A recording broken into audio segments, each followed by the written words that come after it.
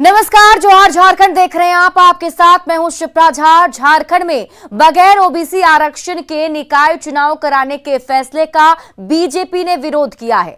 BJP सांसद आदित्य साहू ने कहा कि हेमंत सरकार ने पहले पंचायत चुनाव में ओबीसी समाज का हक मारा, अब बगैर आरक्षण के ही निकाय चुनाव कराने का फैसला ले लिया गया। बड़ी आबादी, राज्य की सबसे बड़ी आबादी किसी की है तो पिछड़ों की है, और उस पिछड़ा समाज का भी जो आरक्षण पंचायत चुनाव में मिलना चाहिए वो भी नहीं दिया। उस समय भी अधिकार छीनने का काम किया। और जब निकाय चुनाव की जब अभी बारी आई है तो उसमें भी बहुत बड़ी आबादी जो पिछड़ों के शहरों में रहती है, उन पिछड़ों का इस निकाय चुनाव में फिर से पुनः चिढ़ाने का काम किया, उनका आरक्षण को फिर से छीनने का काम किया है। झारखंड राज्य के लिए बहुत ही दुर्भाग्य का विषय है। और आने वाला समय में जो सरकार पिछड़ों के साथ जो भद्दा मजाक कर रही है, उसका जोरदार तरीके से बहुत बड़ा समाज सरकार को जवाब देने का काम करेगी। झारखंड कैबिनेट द्वारा 2023 में बगैर ओबीसी आरक्षण के निकाय चुनाव कराने के फैसले का राष्ट्रीय ओबीसी मोर्चा ने विरोध किया है। राष्ट्रीय ओबीसी मोर्चा के प्रदेश अध्यक्ष राजेश गुप्ता ने कहा कि राज्य सरकार ट्रिपल टेस्ट कराने से भाग रही है। सुप्रीम कोर्ट ने ट्रिपल टेस्ट कराने की भी बात कही थी। पुनः अपील करूंगा माननीय मुख्यमंत्री हेमंत सोरेन जी से कि आप जो है ट्रिपल टेस्ट की कार्रवाई पूरी करें। तो अब दिखता है सिर्फ 27% आरक्षण आप घोषणा कर चुके हैं, कैबिनेट पास कर दिया है, उससे ओबीसी जनता खुश नहीं होगी। हम ये भी कहना चाहेंगे कि मध्य प्रदेश की सरकार जो अभी पिछले दिनों चुनाव संपन्न कराई, वो ट्रिपल टेस्ट की कार्रवाई सुप्रीम कोर्ट को देकर कराई, वहां पर ओबीसी को आरक्षण मिला। उसी तरह से महाराष्ट्र में भी हो रहा है, हो गया, वहां पर भी जो है ट्रिपल टेस्ट कार्रवाई करके आप तो एक कदम भी नहीं चढ़े। हम लोग तो इसी के लिए तो मांग करते हैं कि सरकार एक कदम भी तो चले। कोयलांचल धनबाद से बड़ी खबर है, जहां अवैध लोहा और कोयला कारोबार को लेकर वर्चस्व की लड़ाई जारी है। ताजा मामला बाघमारा अनुमंडल से जुड़ा हुआ है, जहां दो गुटों में वर्चस्व की लड़ाई में एक युवक को गोली मार दी गई। उसकी हालत नाजुक बनी हुई है, जिसे दुर्गापुर रेफर करने की तैयारी की जा रही है। पुलिस ने मामले में 5 नामजद और एक अज्ञात के खिलाफ एफआईआर दर्ज कर लिया है। कल रात्रि में 11:30 बजे वो फुलारी टाउन से वापस घर लौट रहे थे। इसी बीच में 2 मोटरसाइकिल वाले आए, जिसमें एक व्यक्ति बैठा हुआ था कन्हाई महतो, और 4 और अन्य लोग थे, एक अज्ञात था। इस तरह 6 लोग थे और उन्हें अचानक गोली मार दिया, जिसमें जो विशु चक्रवर्ती उसका पीठ में गोली लगी है, और दूसरा उसका दोस्त था विक्की वर्मा, उसको हाथ में गोली लगी है। वो हम लोग अनुसंधान कर रहे हैं और जगह जगह पर छापामारी कर रहे हैं, कुछ न कुछ गिरफ्तारी होगी। बोकारो के पिंडराजोरा थाना क्षेत्र के घटियाली गांव में मुखिया पति पर पूर्व मुखिया ने गोली चला दी। हमले में प्रकाश साहू बाल बाल बच गए। पुलिस ने आरोपी को हिरासत में लिया है। सजायाफ्ता पूर्व मुखिया निरंजन कपरदार गैर मजरूआ जमीन पर कब्जा करने की कोशिश कर रहा था। ग्रामीणों की शिकायत पर मुखिया पति मौके पर पहुंचे तो निरंजन ने गोली चला दी। बीच में निरंजन कपरदार आया और माँ बहन का गाली गलौज करना शुरू कर दिया। तो हमने बोला काहे गाली गलौज कर रहे तुम जी?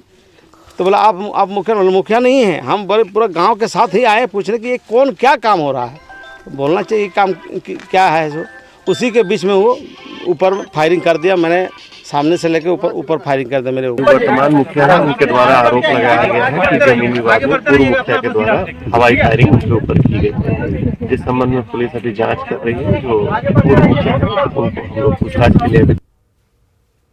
गुमला से बड़ी खबर आपको बता रहे हैं, जहां एक महिला से दुष्कर्म की वारदात को लेकर 2 गांव के बीच तनाव गहरा गया है। हालांकि पुलिस ने मौके पर पहुंचकर मामले को शांत कराया। मामला गाघरा थाना क्षेत्र का बताया जा रहा है, जहां खेत में काम कर रही महिला से पास के गांव के एक आरोपी ने जबरन दुष्कर्म किया और मौके से फरार हो गए। इस वारदात के बाद से 2 गांव के लोग बेहद ही आक्रोशित हो गए हैं। पुलिस से पीड़ित महिला का मेडिकल चेकअप कराकर फरार आरोपी की धरपकड़ में जुट चुकी है। आरोपी संजीत कुमार पहले भी जेल जा चुका है। घटनास्थल पे हम लोग पहुंचे तो जो अभियुक्त था वो फरार था वहां से, जिसके बाद पीड़िता की मेडिकल जांच करवा दी गई है। अभियुक्त की गिरफ्तारी हेतु छापामारी की जा रही है, बहुत जल्दी से गिरफ्तार कर लिया जाएगा। बोकारो के हरला थाना क्षेत्र में मजदूर की 6 साल की बेटी से हैवानियत की खबर सामने आई।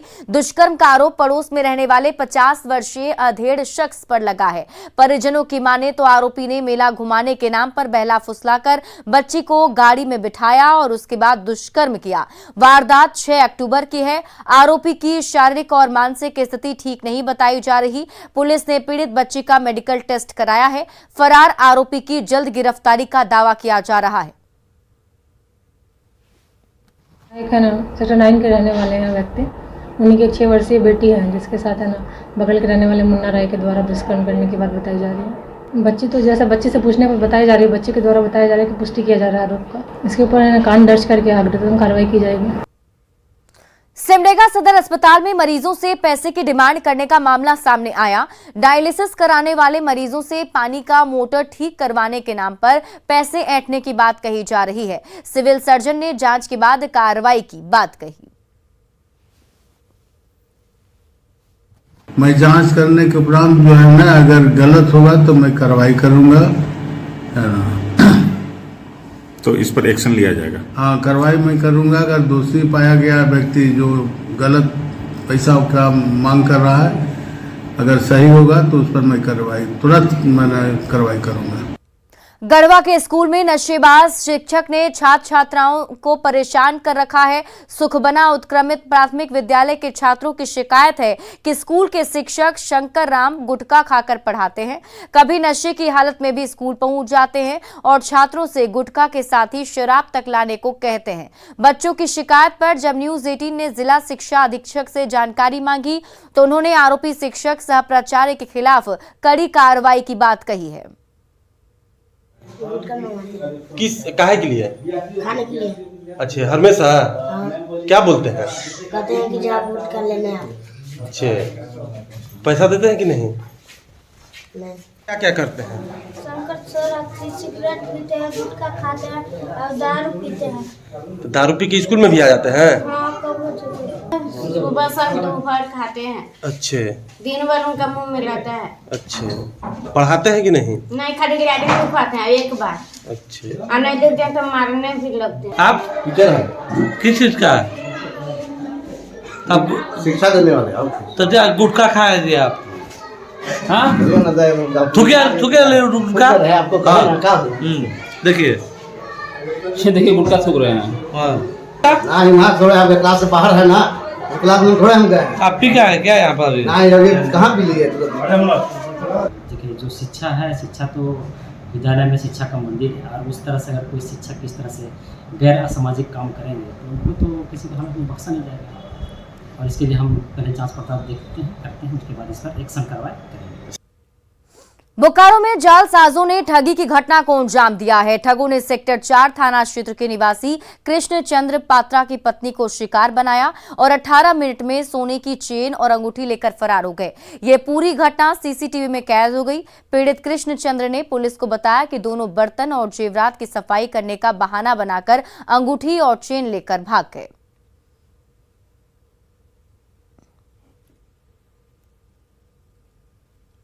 देवघर के सनबेल बाजार में 6 अपराधियों ने दिन दहाड़े राहुल परिहस्त नामक युवक पर गोली चला दी। गोली लगने से युवक की हालत गंभीर हो गई है। उसे स्थानीय अस्पताल में भर्ती कराया गया है। गोलीबारी के कारणों का फिलहाल पता नहीं चल सका है। देवघर के एसपी और एसडीपीओ मामले की जांच कर रहे हैं। गिरिडीह में चोरों ने आतंक मचा रखा है। गांवा के +2 हाई स्कूल के कार्यालय में चोरों ने हाथ साफ किया है। साउंड बॉक्स और विद्यालय के महत्वपूर्ण दस्तावेजों की चोरी कर ली गई। बताया जा रहा है कि सुबह जब विद्यालय खोला गया तो देखा गया कि कार्यालय का ताला टूटा हुआ था। टीसी रजिस्टर, फीस से संबंधित फाइल और एडमिशन रजिस्टर समेत कई चीजें गायब पाई गईं।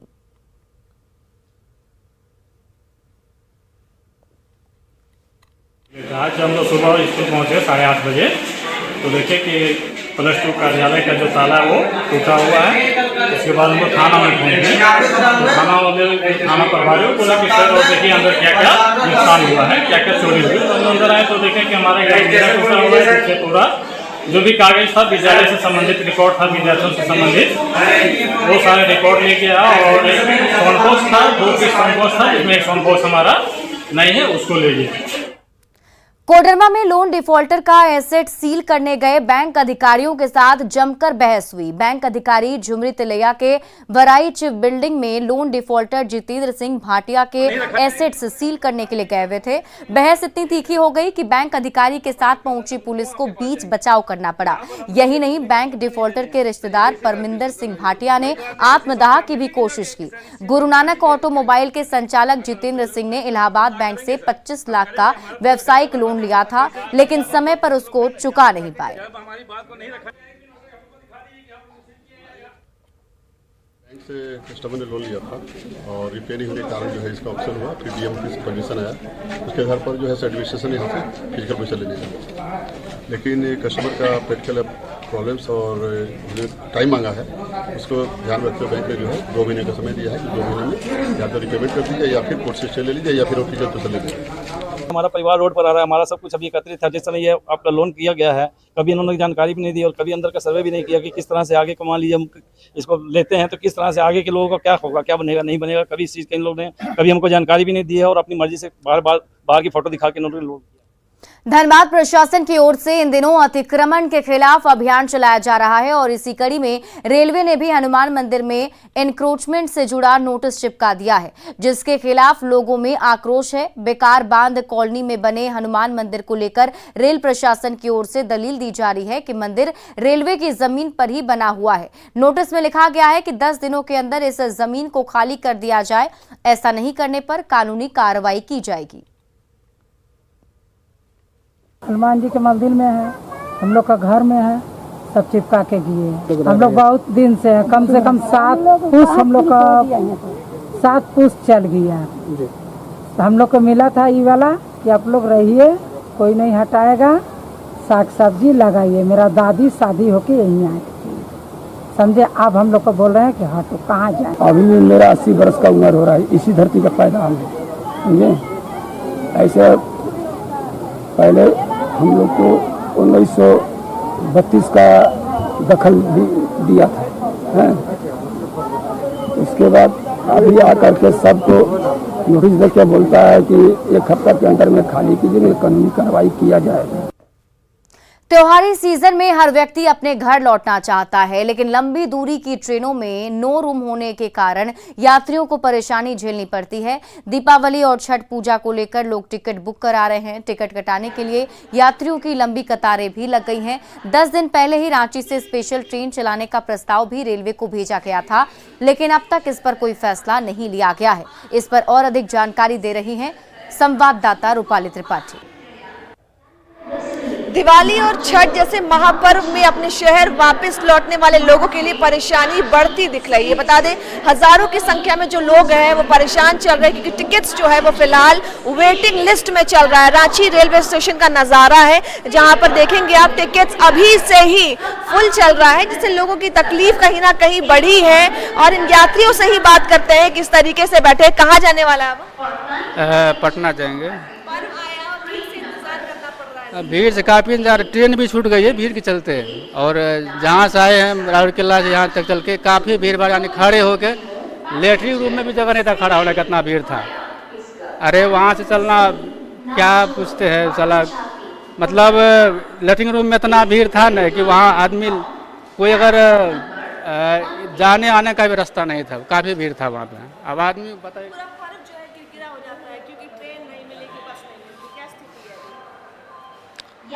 स्थिति है हम लोग को जो है ना वहाँ से आने में जो है ना सीट मिला ना कुछ, वो ना टाइम से खाना पीना कुछ भी, टॉयलेट भी जाने में बहुत तकलीफ हुआ था हम लोग को। पूरा फुल चल रहा है, उसमें पैदल भी पैर रखने का भी जगह नहीं है। स्थिति थी रांची से पटना जाने वाली ट्रेन की, लेकिन बता दें नई दिल्ली रांची राजधानी की भी स्थिति जो है वो बता दें कि नो रूम की स्थिति बनाई है। सारे जो सीट्स हैं वो फुल चल रहे हैं। परीक्षा और पर्व से पहले रेलवे स्पेशल ट्रेन लाने का निर्णय तो लेता है, लेकिन परीक्षा या पर्व से ठीक 1 दिन पहले जिसका जो यात्री है पूरी तरीके से फायदा नहीं उठा पाते हैं। Cameraman Rupali Tripathi, news 18 Ranchi. रामगढ़ में भुरकुंडा रेलवे स्टेशन के हजारों ग्रामीण रोज जान जोखिम में डालकर रेलवे लाइन को पार करते हैं। यहाँ कई बार बड़ी घटनाएं भी हो चुकी हैं, लेकिन इसके बावजूद भी लोग अपनी जान हथेली पर रखकर ऐसा कर रहे हैं। बताया जा रहा है कि भदानी नगर क्षेत्र के 20 से 25 गांव के लोग आरओबी या फिर अंडरपास बनाने की मांग को लेकर कई बार आंदोलन भी कर चुके हैं, लेकिन रेलवे या राज्य सरकार उनकी बातों को अभी तक अनसुना करते आ रही है।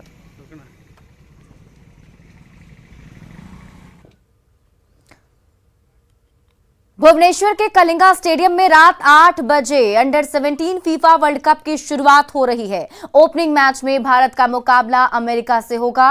पहली बार फीफा वर्ल्ड कप खेल रही भारतीय टीम की कमान झारखंड की बेटी अष्टम उरांव के हाथों में है। यही नहीं, इस टीम में झारखंड की 6 बेटियां अपना दमखम दिखाएंगी।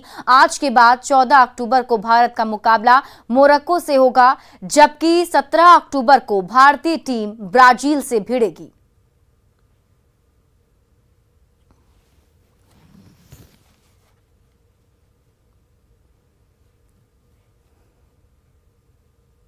और आइए अब देखते हैं झारखंड 2020।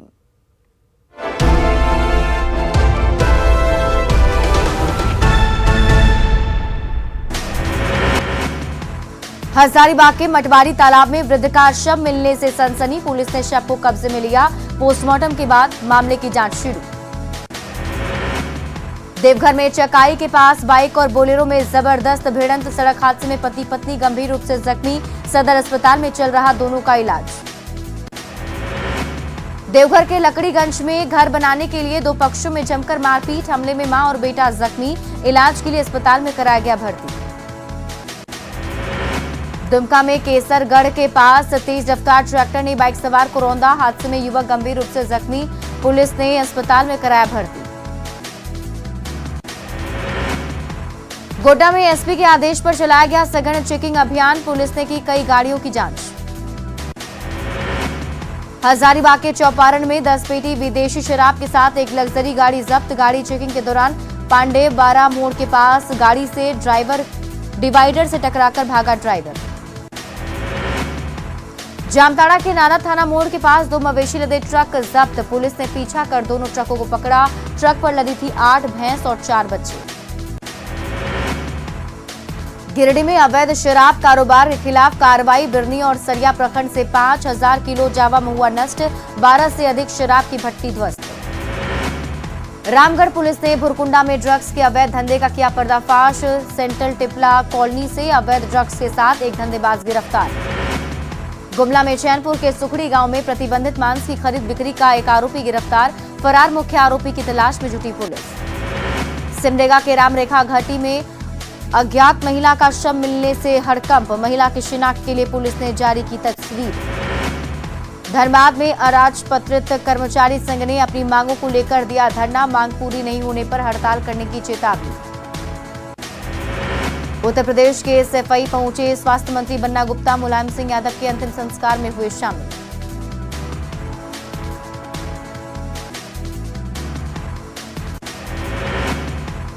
सिमडेगा के लचरागढ़ पंचायत में ईद मेला का आयोजन।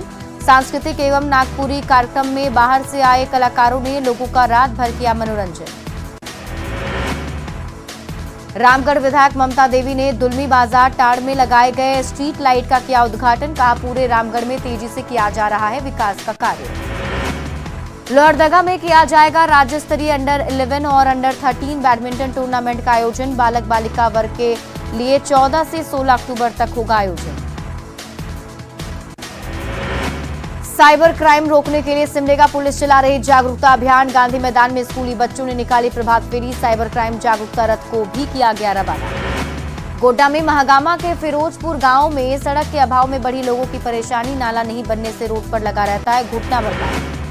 धनबाद के राजेंद्र ग्राउंड में 15 अक्टूबर को एक शाम राहत इंदौरी के नाम पर मुशायरा का आयोजन। इंडिगो क्लब के सदस्यों ने प्रेस कॉन्फ्रेंस कर दी जानकारी।